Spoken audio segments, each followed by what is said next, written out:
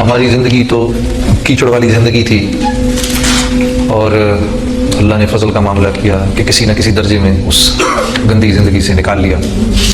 میں اپنی بہنوں کا، میری بہن نائلہ اور میری بہن فرح، ان کا بے حد شکر گزار ہوں کہ یہ گاہے بگاہے مجھے بلاتی رہتی ہیں یہاں فیصل آباد میں، اور ماشاءاللہ سے خود بھی یہ اور ان کے خاندان والے مرد بھی اور عورتیں بھی اور بچے بھی پوری تندہی سے، انتہائی اخلاص سے اللہ کے حکم پر آنے کی خود بھی کوشش کر رہے ہیں، اور حتی الامکان کوشش کرتے ہیں کہ اللہ کا یہ پیغام اوروں تک بھی پہنچ جائے۔ میرے عزیزوں، کوئی نئی بات آپ کے سامنے میں نہیں رکھوں گا، وہی میرا آپ کا جو بھولا ہوا ایک سبق ہے، جو کہ جس سبق کو ہم تک آپ تک پہنچانے کے لیے اللہ جل شانہ نے اس دنیا میں تقریباً 1.25 لاکھ انبیاء علیہ الصلوۃ والسلام بھیجے، وہی سبق میں آپ کے سامنے دہراؤں گا۔ اللہ جل شانہ نے دنیا اور آخرت کی ساری کامیابیاں مجھ تک آپ تک پہنچ جائیں اور میں اور آپ ساری کی ساری ناکامیوں سے بچ جائیں، اللہ نے اس کے لیے اپنا دین مرحمت فرمایا ہے۔ اور دین بمعنی کلی ایک معاشرے کا نام ہے جس میں مختلف طبقات کے لوگ، مختلف زبانوں کے لوگ، مختلف برادری کے لوگ مل جل کے رہتے ہیں۔ انسان کو اللہ نے اختلاف رائے دی ہے، اختلاف رائے انسان کے اندر موجود ہے۔ دو بھائی آپس میں اختلاف رکھتے ہیں، بلکہ بھائیوں کو تو چھوڑو، ایک انسان اپنی ذات میں بھی اختلاف رکھتا ہے، یہ والا گلاس خریدوں یا یہ والا گلاس خریدوں، اس چکر میں بڑی دیر پھنسا رہے گا۔ یہ نہیں ہوگا کہ آئے گا ایک دم دیکھا میں نے یہ لینا ہے اور لے کے نکلے، نہیں، اپنی ذات میں بھی اختلاف رکھتا ہے۔ تو اختلاف رکھنا کوئی غیر فطری بات نہیں ہے، لیکن دین اللہ نے دیا ہے کہ یہ مختلف لوگ جو مختلف قسم کی رائے رکھتے ہیں، یہ کیسے ایک ہو کر ایک معاشرے میں رہیں اور وہ معاشرہ جو ہے وہ سرسبز و شاداب بھی ہو، اس کے لیے اللہ نے اپنا دین دیا ہے۔ دین دراصل اللہ سے استفادے کا طریقہ ہے۔ دین اللہ جل شانہ نے زمین کو اور مال کو اور تجارت کو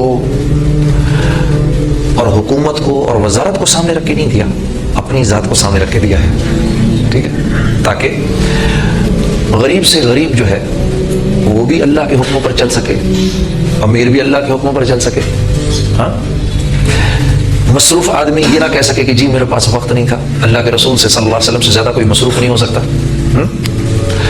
امور خانہ داری میں پھنسا ہوا آدمی یہ نہ کہہ سکے کہ جی میں کیونکہ بیوی بچوں میں پھنسا ہوا تھا میں اس لیے نہیں کر سکا۔ آپ صلی اللہ علیہ وسلم کی تو 9 ازواج مطہرات تھیں، سب کو پورا وقت دیتے تھے، ان کے تمام حقوق پورے کرتے تھے، وہاں پر ان کا ناپ نقفے کا بندوبست کرتے تھے، سب کچھ کرتے تھے، اس کے باوجود دین کا کام کرتے تھے۔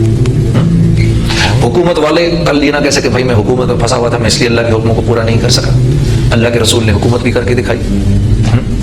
فوجی یہ نہ کہہ سکے کہ بھائی میں اللہ کے حکموں پر نہیں چل سکتا تھا، اللہ کے رسول نے 19 غزوات کے اندر سپہ سالاری بھی کر کے دکھائی۔ تاجر یہ نہ کہہ سکے کہ بھائی میں نہیں کر سکتا تھا، اللہ کے رسول نے تجارت بھی کر کے دکھائی، اس میں اللہ کے حکموں کو پورا بھی کر کے دکھایا۔ پھر صحابہ کرام نے جن میں کہ جو 10 عشرہ مبشرہ تھے ان میں 9 تو تاجر تھے، جی حضرت عبد الرحمن بن عوف تو تاجر الرحمن کہلایا کرتے تھے۔ حضرت عمر رضی اللہ تعالیٰ عنہ نے ان کو منع فرمایا تھا تم ادھار کبھی نہ دینا، جی ہم تو وہ حضرت عبد الرحمن بن عوف اتنی دیر کا بھی ادھار نہیں دیتے، اگر کوئی کہتا تھا جی یہ میں لے کے جا رہا ہوں گھر سے پیسے لے کر آ رہا ہوں، وہ کہتے تھے اس کو ادھر ہی چھوڑ کے جاؤ، پہلے پیسے لے کر آؤ پھر اس کو اٹھا کے لے کے جاؤ۔ تو زراعت والوں میں بھی ہے، تو اللہ جل شانہ نے ہر شکل کے اندر اپنے حکموں پر عمل کرنا ہمارے لیے آسان رکھا ہے، اپنے حکموں پر۔ اچھا، اللہ کے حکم کو توڑ کے زندگی گزارنا، کل پرسوں میں اسٹوڈیو گیا ہوا تھا کیونکہ میں نعتوں کی نئی البم ریکارڈ کر رہا ہوں۔ have the answer to this. So I said, Sheikh, are you trying to tell me that my whole life is wasted? He said, no, because if this very moment you make this istighfar in front of Allah, you are right. If the life that I have lived, you were not happy with that life, give me a life which has your raza, which is life of obedience. اللہ مجھے ایسی زندگی دے جس میں آپ کی رضا ہو، جس میں آپ کی خوشی ہو۔ He said, make this dua. The moment you will make this dua, Allah Rabbul Izzat will not only forgive your entire previous sins, but Allah will convert those sins into hasanat. अल्लाह रब्बुल इज़्ज़त न सिर्फ ये कि पिछले सारे गुनाह माफ कर देंगे, बल्कि उन गुनाहों को नेकियों में बदलकर आखिरत का तोशा बना देंगे. I can't tell you, my dear brother, how happy and how pleased I was at that time. मैं आप लोगों के सामने अपनी कारगुजारी इसलिए रख रहा हूँ. What the reason why I'm telling you all of this is because, believe me, some of you might be from India, you may have less idea about me, but back then in Pakistan, wallah, believe me, the kind of clothes that I used to wear, the kind of hairstyle I used to make, the entire nation used to do it. In fact, let me just narrate you something extremely funny. That in UK there is this masjid. I was giving a bayan over there, and when I got through with the bayan, a gentleman came about my age. A gentleman came and he said to me, it's so nice to see you, brother, today. I was a huge fan. I just need to ask you a question. I said, please go ahead. But it's a strange question. I said, well, go ahead. This world is full of all sorts, right? So, the question he asked me. He said, in such and such picture of yours, you are wearing a brown colored jeans. Where did you get that from? Would you believe it? 25 years ago or 20 years ago, I must have been wearing some brown jeans. Where did you get that from? I just looked at him और मैंने कहा वाह रे वाह मेरे रब क्या क्या मखलूक है देख.